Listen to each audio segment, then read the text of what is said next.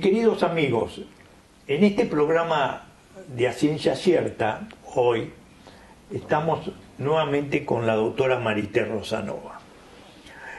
Y con Marité Rosanova, por la época del año, quisiéramos hacer algunas reflexiones y comentarios sobre los virus respiratorios. Ante todo, lo que queremos destacar, que la gripe está entre nosotros, ha venido precozmente y frente a la gripe tenemos una realmente buenísima vacuna y que todos podemos recibirla. A mí me gustaría repasar con Marité quiénes son los que sí o sí tienen que recibirla, pero tengamos presente, como lo recomiendan los americanos, que esta es una vacuna universal que todas las personas después de los 6 meses pueden recibirla. Pero ¿quiénes son los que tienen la obligación de recibirla? Una son las personas embarazadas. Las mamás tienen que recibirla para la protección de su bebé. Porque como el bebé, como bien usted dijo, la vacuna uno se la puede aplicar a partir de los 6 meses.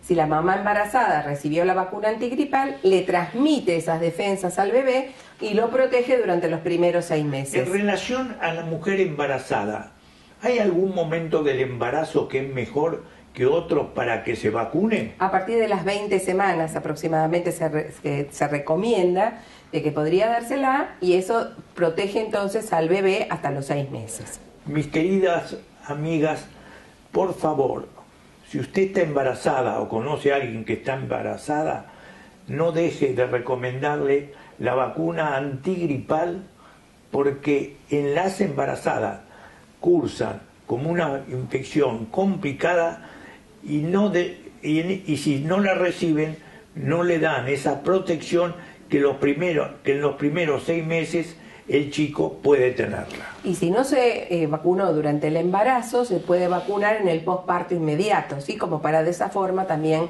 evitar enfermarse y transmitírselo a su bebé. Los niños. Sí, en los niños generalmente está recomendado hasta los 2 años. Sin embargo, algunos extienden esa recomendación a los 5 años, porque bueno, van al jardín, están en contacto con otros chicos, mayor posibilidad entonces de infecciones respiratorias, incluyendo la gripe. Después todos los huéspedes... Espera. Sí. Marité, en los chicos, sí, ¿cuántas dosis deben recibir? Mire, hasta los 3 años son 2 dosis y después de los 3 años es una sola dosis. Esto es muy importante porque cuando vemos los datos que nos brindan los centros de vacunación, vemos que en general una dosis la reciben, pero 2 dosis en general no es lo habitual. En realidad, generalmente se olvidan de esa segunda dosis. Y si ya habían recibido en otra estación de la gripe 2 dosis, en esa siguiente se puede dar una sola dosis. El otro tema muy importante es la vacuna en la familia. Muchas veces en una familia existen adultos mayores o personas con ciertos problemas, y en ese sentido conviene vacunar a toda la familia, porque la vacunación antigripal está apta para que todas la puedan recibir. Y tengan presente que si en la casa hay algún adulto mayor o alguna persona con problemas importantes respiratorios de enfermedad, la vacuna antigripal los puede proteger. Exacto, porque los chicos con la gripe son los grandes vectores de la enfermedad. Vio que cuando fue el coronavirus se acusaba a los chicos de que podían ser los transmisores. Eso no sucedió, pero sí con la gripe. Entonces, como usted bien dice, si en la casa hay pacientes con enfermedades renales crónicas, con enfermedades cardíacas, pulmonares, inmunodeficientes, personas mayores de 65 años, asmáticos, los que reciben ácido acetil salicílico, es decir, aspirina en forma prolongada, todos esos tienen la obligación de vacunarse e idealmente todo el núcleo familiar, porque si alguno se enferma se lo puede transmitir a esa persona que tiene problemas. Y sobre todo, uno sabe que la respuesta a la vacuna en el huésped inmunocomprometido no es lo mismo que en el paciente que tiene sus defensas bien. Entonces, por eso, toda la familia vacunarse. El otro concepto que es importante destacar, que la vacuna antigripal es una vacuna inactivada. Porque muchos dicen, me vacuné contra la gripe y me dio una gripe. No, la vacuna antigripal es inactivada, quiere decir que no puede producir gripe. Lo que pasa que como uno se la aplica en el otoño, donde hay otros virus circulando, muchas veces coincide que se vacunó contra la gripe y tiene otros virus que no tienen nada que ver. Eso creo que es un mito muy importante que usted acaba de desmitificar, porque toda la gente, uno lo escucha y dice eso, me vacuné y nunca tuve más gripe como ahora. No es gripe, como usted bien dice, a veces pueden ser resfríos comunes que la gente confunde, así que, como bien dice, es inactivada, por eso también se lo puede dar al huésped inmunocomprometido, porque no le va a producir la enfermedad. Exactamente, la vacuna antigripal está indicada en todos, pero en los huéspedes inmunocomprometidos, en los pacientes oncológicos, en los pacientes que tienen diabetes, en los pacientes que tienen problemas cardiológicos, es una necesidad de que realmente se vacune. Marité, ¿qué está pasando con la bronquiolitis? O sea, el virus sincicial respiratorio que en esta época del año también se ve. Mire, cuando estábamos en la pandemia en el 2020, el único virus que circulaba era el coronavirus, porque claro, estaba la gente en sus casas, los chicos no iban al colegio, las interacciones sociales eran mucho menores. Ya en el año pasado empezamos a notar que empezaban a haber algunos virus respiratorios circulando, aunque no eran con la intensidad de la prepandemia. Ahora en el 2022 tenemos la gama de virus que se le ocurra. Y como usted bien dice, la gripe se adelantó. En enero, febrero tuvimos un pico totalmente disociado, inusual, de virus influenza, fundamentalmente H3N2, es decir, la gripe tipo A. Y ahora fundamentalmente están circulando los rinovirus, que son los virus del resfrío común, pero que uno sabe que en el huésped inmunocomprometido pueden presentarse cuadros más graves. El metaneumovirus, que es muy parecido al sincicial respiratorio y produce un cuadro similar, que es, como usted bien dijo, la bronquiolitis. Y después está el adenovirus, que en general está siempre parejo, y el coronavirus, que también se sigue manteniendo. Es decir, que ahora volvieron a aparecer en escena todos los virus respiratorios coincidentes con el regreso a las clases, la mayor interacción social, las mayores aperturas. Respecto al adenovirus, que la doctora les comentaba, hay dos puntos que son importantes recordar. Que los adenovirus pueden dar adenopatías en el cuello. Y entonces, cuando uno tiene un cuadro de infección respiratoria con adenopatías, o sea, ganglios en el cuello, puede ser un adenovirus. Y eso tenerlo presente. Haciendo un examen de sangre, muchas veces aparece en el examen de sangre un predominio de linfocitos que no son los que habitualmente están presentes en las infecciones respiratorias. Y el adenovirus en el huésped inmunocomprometido aparte puede dar formas muy graves y diseminadas, por lo tanto es muy importante que en esta época del año que están circulando tantos virus respiratorios y que vemos cuadros también graves y se plantea, ¿por qué es esto? Es porque muchos chicos que ahora tienen 2 años estuvieron encerrados en la pandemia y eso los hizo que no estuvieran en contacto precoz con estos virus respiratorios. Entonces no tienen las defensas frente a estos virus. Entonces, tal vez no es que el virus, porque se plantea, bueno, que los virus se hicieron más agresivos. No, es que los chicos en general no tuvieron oportunidad de generar defensas porque no iban al colegio, no estaban con otros chicos. Hay un tema que a mí siempre me pareció muy importante. Las infecciones respiratorias pueden ser virales o bacterianas.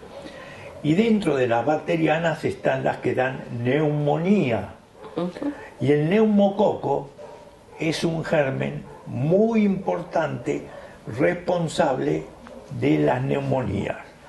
Frente a estas infecciones hay vacunas.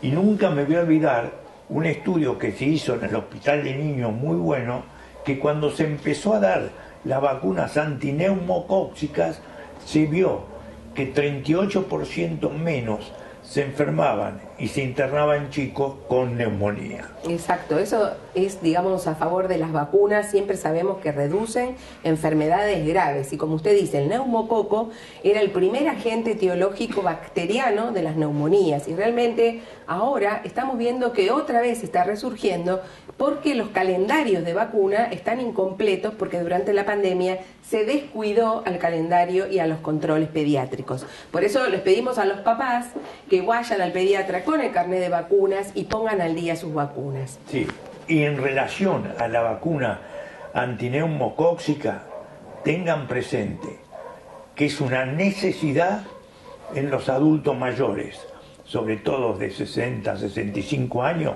la vacuna antineumocóxica es fundamental. Y en relación a los pacientes diabéticos, cardíacos, pacientes oncológicos, es una necesidad imperiosa la vacuna antineumocóxica. Como ven, mis queridos amigos, cuando viene el otoño y viene el invierno están los virus respiratorios y las bacterias que muchas veces complican estos cuadros. Y entonces lo que tenemos que estar en mente, presentes, de por favor recibir todas las vacunas que puedan protegernos.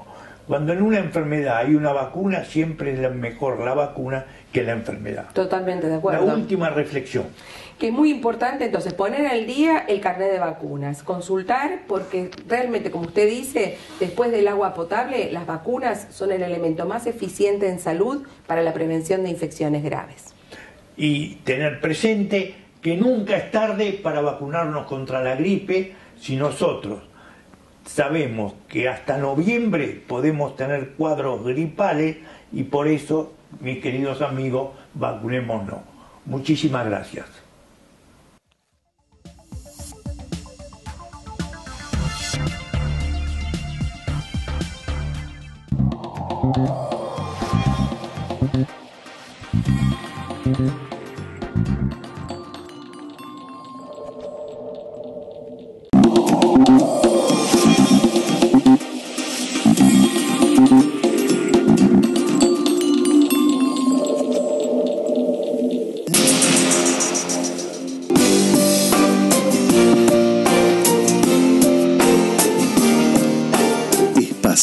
Concesionario oficial Volkswagen, número 1 en ventas en Argentina por 16 años consecutivos. www.espasa.com.ar.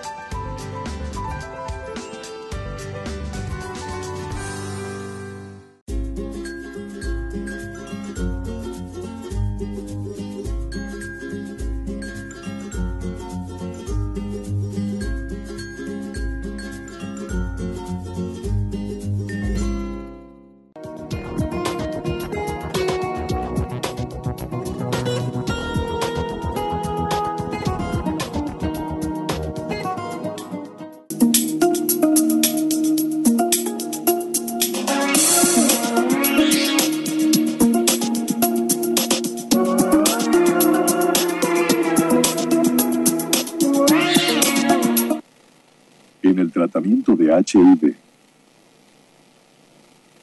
Laboratorios Richmond. Ayudamos a vivir más y mejor. Barbijos ION Positivo. Los podés utilizar mínimo 5 días todo el día y seguís protegido. Adquirí los grises, los black o los kids en ionpositivo.com.ar y en farmacias de todo el país. ION Positivo, la verdadera protección.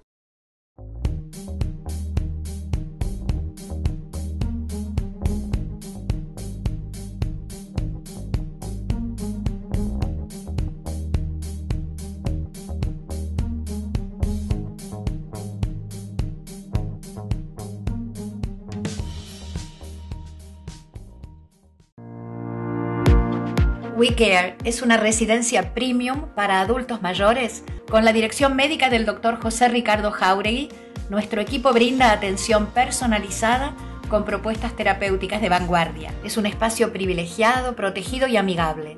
Quienes eligen residir en WeCare eligen cómo vivir cada día porque los cuidados están centrados en sus preferencias.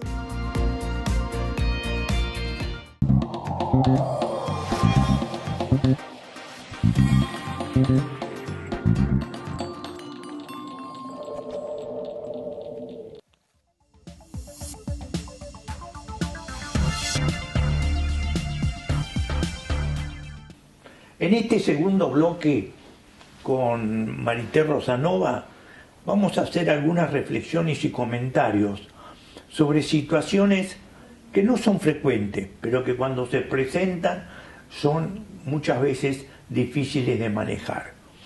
Me refiero fundamentalmente a algunos pacientes que tienen una mayor predisposición para tener problemas. Uno de ellos son los esplenectomizados, los pacientes que se les saca el vaso.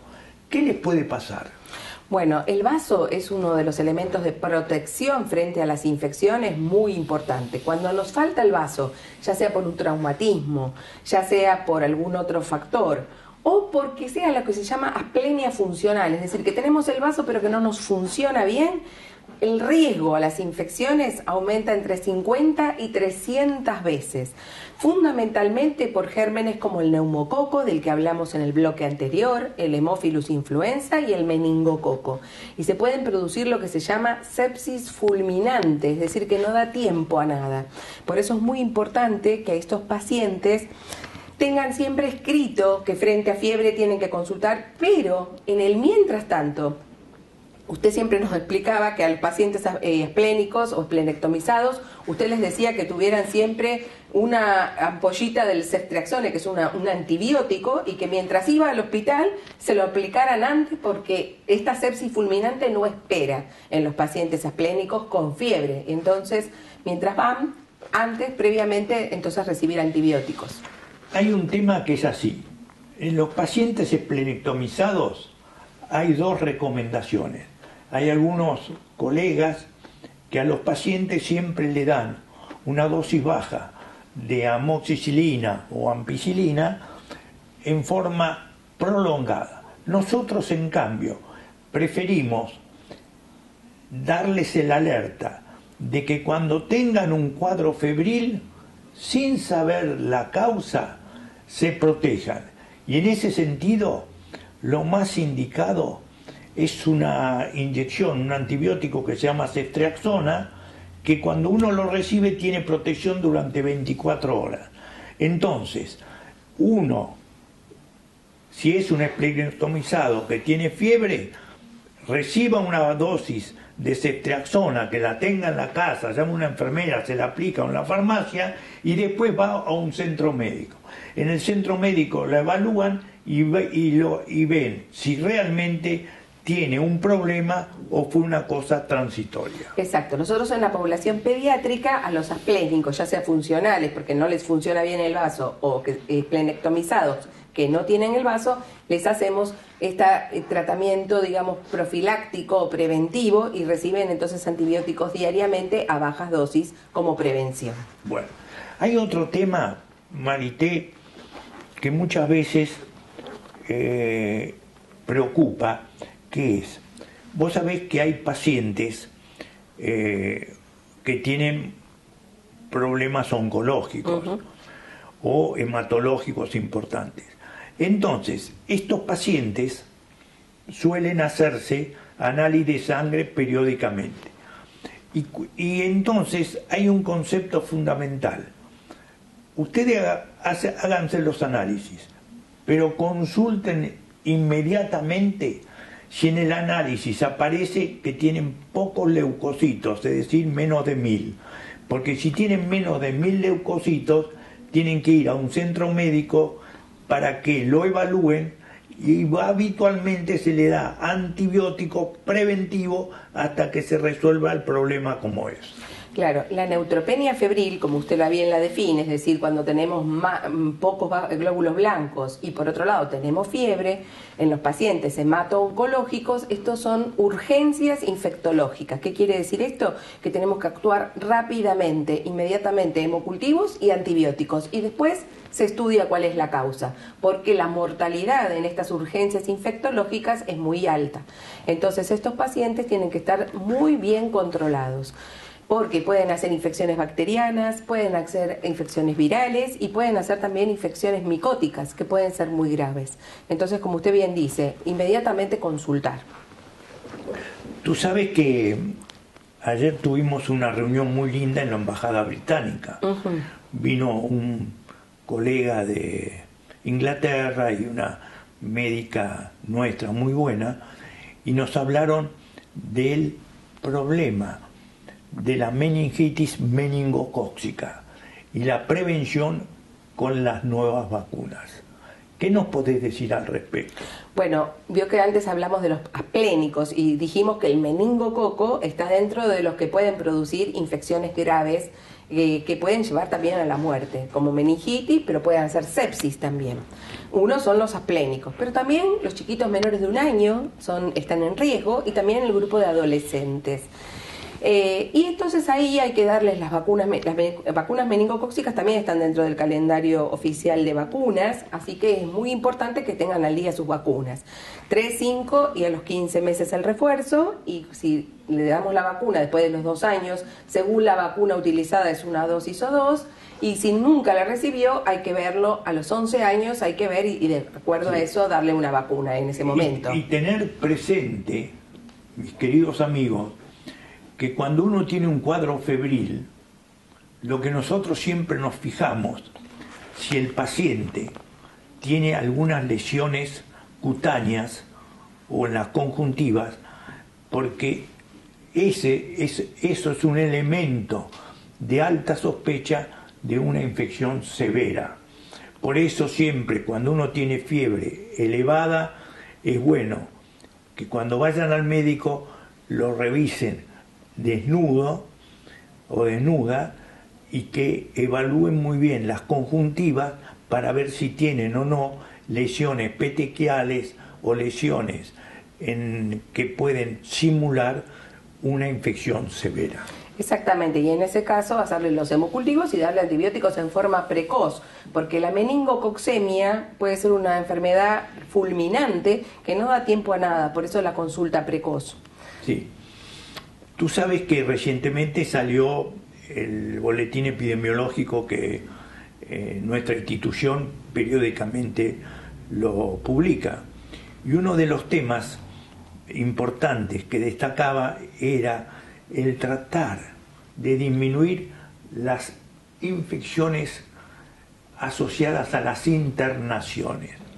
No hay cosa más tremenda que una persona que está enferma, se interna, tenga una infección que contrae, que se la pase a otra persona. Y yo nunca me voy a olvidar, porque trabajé más de 20 años con el doctor René Favaloro, que él operaba y había muchas cirugías y teníamos muchas infecciones, y nos dimos cuenta que la mayoría de las infecciones eran infecciones adquiridas en terapia intensiva, donde un paciente le pasaba la infección a otro paciente. A raíz de eso, con Estela Maimone y otro grupo de enfermeras, hicimos el grupo de enfermeras en control de infecciones. y lo que llegamos a la conclusión que es importantísimo en toda internación tratar de evitar de que el paciente infectado contagie a otro paciente. Y lo segundo, el paciente que se va de alta a su casa, saber que ese paciente pudo estar colonizado con gérmenes del hospital y entonces promover mucho el lavado de manos y el lavado de todos los elementos que circunda al manejo de ese paciente. Algo fundamental es lo que usted dice, el lavado de manos. Y lamentablemente cuando se hacen estudios de lavado de manos, aún en el personal de salud, es muy bajo entre paciente y paciente. Por eso, en realidad, no es que el paciente le contagie al otro, sino que generalmente es el personal de salud que a veces atiende a un paciente y con esas mismas manos va al otro paciente. Entonces es muy importante y es uno de los elementos más favorables para evitar las infecciones intrahospitalarias, el correcto lavado de manos. Tú sabes que nosotros tenemos una fundación que es FUNSEI y tenemos un grupo que trabaja mucho con la comunidad y siempre uno de los lemas más importantes es en la promoción del lavado de manos, porque no hay, como tú dices, situación más frecuente que uno, sin lavarse las manos, le pueda contagiar una infección a otra persona. Y entonces, el lavado de manos en la casa es importantísimo que lo apliquemos. Antes de comer, después cuando vamos al toilet, cuando venimos de afuera, y que promovamos ese lavado de manos en todos los miembros de la familia. Exactamente, porque es el más importante factor para disminuir las infecciones, no solo las intrahospitalarias, sino las de la casa también. Las de la casa también. Y también en la cocina. Es decir, mis queridos amigos, si nosotros aplicamos algunos de estos criterios, vamos a poder disminuir muchísimo las infecciones que habitualmente vemos. Muchas gracias por acompañarnos y los esperamos a un nuevo programa de A Ciencia Cierta. Gracias.